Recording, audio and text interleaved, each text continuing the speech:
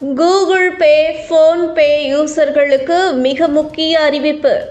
ஜனவரி 1, 2025 முதல் UPI பரிவர்த்தனைகளுக்கான புதிய விதிகள். முழு விவரம். வணக்கம் செய்திப்புணல் நேயர்களே. முன்பெல்லாம் அனைவரும் என்று சென்றாலும் கையில் பணத்தை எடுத்து பர்சில் வைத்துக்கொண்டு 1க்கு 10 வாட்டி எண்ணிக்கொண்டிருந்தோம்.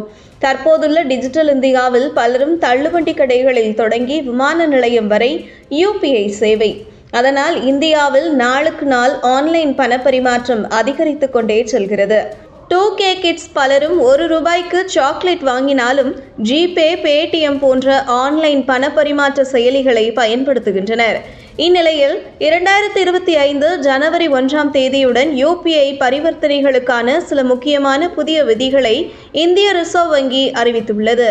இந்த விதிகள் டிஜிட்டல் பண பரிவர்த்தனையில் பல்வேறு மாற்றங்களை கொண்டு வரப்போவதாக தகவல் வெளியாகியுள்ளது. அது குறித்து இந்த காணொளியில் விரிவாகவும் தெளிவாகவும் பார்க்கலாம். முதலாவது முக்கிய அறிவிப்பு. UPI 123 பே மூலம் செய்யப்படும் பரிவர்த்தனைகளுக்கான கட்டண வரம்பு ₹5000 இருந்ததை ₹10,000 அதிகரித்துள்ளது. இதன் மூலம் பொதுமக்கள் அதிக பெரிய தொகைகளை அலகு செல்வாக்கில் பரிமாற்றம் செய்யலாம். மேலும் UPI 123 பே யூசர்களுக்கு ஒரு பெரிய சலுகை, சேவை கட்டணம் இல்லாமல் பண பரிமாற்றம் செய்யலாம். அது மட்டுமில்லாமல் இன்டர்நெட் இல்லாத போன்களிலும் IVR மூலமாக பண பரிவர்த்தனை செய்யும் வசதியையும் அறிமுகப்படுத்தியுள்ளது. அடுத்தது மிகவும் முக்கியமான மாற்றம்.